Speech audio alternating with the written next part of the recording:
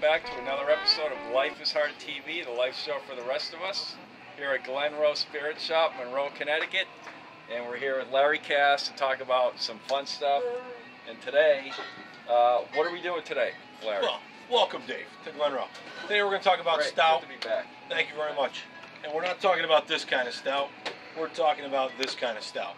We're going to go through the traditional British stouts, the Russian Imperial stouts, and then they've really gone nuts and added flavors to all sorts of stouts.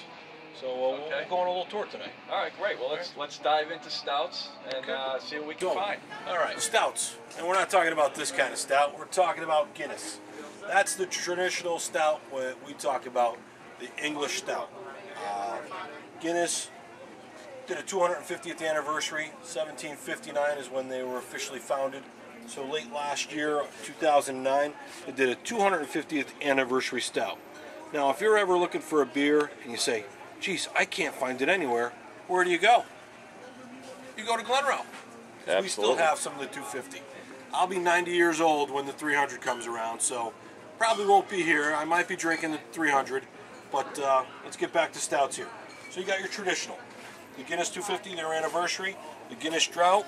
This kind of gives you almost that nitrous feel that they get at a bar when they slowly pour it for you. And it takes a good 2 minutes for an actual Guinness to pour at a bar.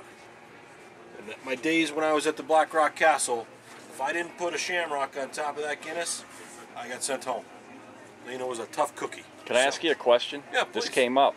When you pour it out of a can, do you flip the can up completely and let it pour in the glass, or you pour it slowly? You pour it slowly on a 45-degree angle. Best way to pour beer. You watch any bartender when they're pouring, they're always at a 45-degree angle. Yep, that's a Guinness, you're saying, right? Guinness. Because that was the question. Do you flip the Guinness right over and just flip? No way. Not at all. Good to know. Thanks. It's like cars. You don't want to flip your cars, you don't flip your Guinness. All right, so we've got our Guinness. Belhaven, another beautiful brewery out in England, has their Scottish stout. So you know they're not from Ireland, they're from Scotland. That's their version. We've got another one from right around the corner there, Allagash, even though it's an American company. I sell a ton of this. It's Allagash Black. It's a Belgian black stout. All right. Now that we've got the old Irish traditional stouts out of the way, we're going to go to what England used to barter with the Russians with. They made a Russian Imperial Stout. So right out of the gate, we're going to go to the Tsar, made by Avery here in Colorado. Russian Imperial Stout. The alcohol content's going to be a little bit higher. Going to have a little more oomph to it, a little more pizzazz. Nice label. They make an IPA as well. Yep, that was on our IPA blog there. Cool. So just going around the horn here, Heavy Seas from Maryland does an Imperial Stout. They call it peg leg, because after a couple of those, you feel like you have a peg leg. Great Divide, also from Colorado, making their Imperial Stout. My friends up at BBC, Berkshire Brewing Company, their Imperial Stout, non-pasteurized, Dave, so that has to stay cold. Oh, yes. The minute we're done with this segment, we got to get it back in the cooler. And then the last one is Sam Adams.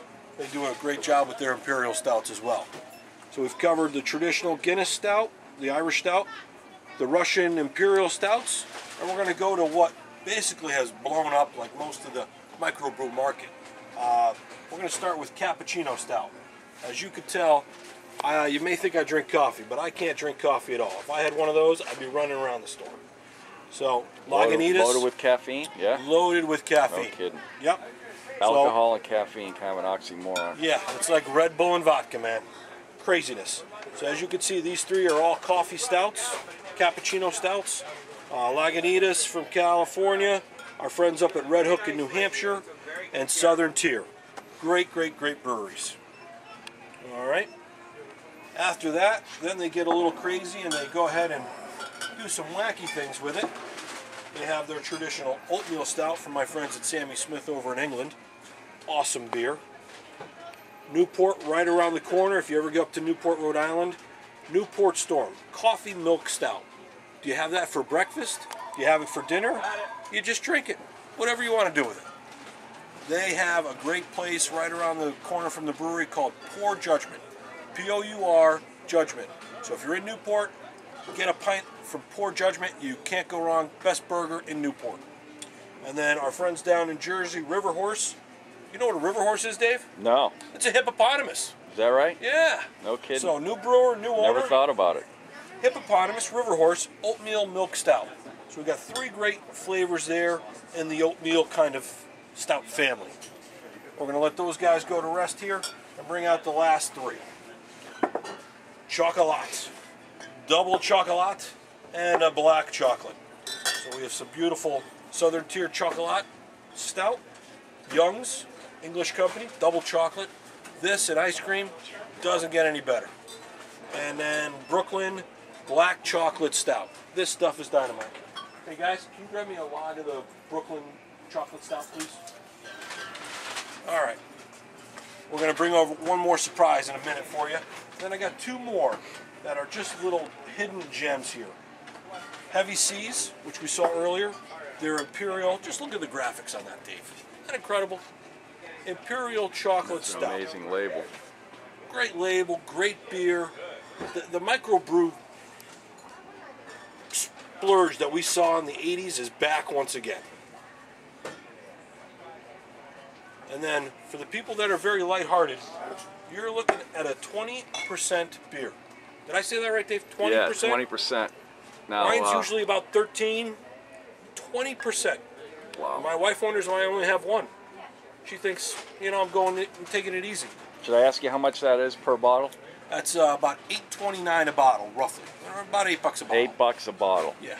Wow. But it'll do the trick. Dogfish Head. Now they make an IPA or a pale ale we looked at last week. 60-minute pale ale, 90-minute pale ale, and the 120. The 120 was killer. over the top. Over the top. 18% plus alcohol. 18%. Yep. And how much was that one per bottle? They're over $8 a bottle too. Right around $8. Yeah. Wow. Cool. And then the last thing I had brought out, you know, friends say, Larry, you can only bring 1 beer to a party.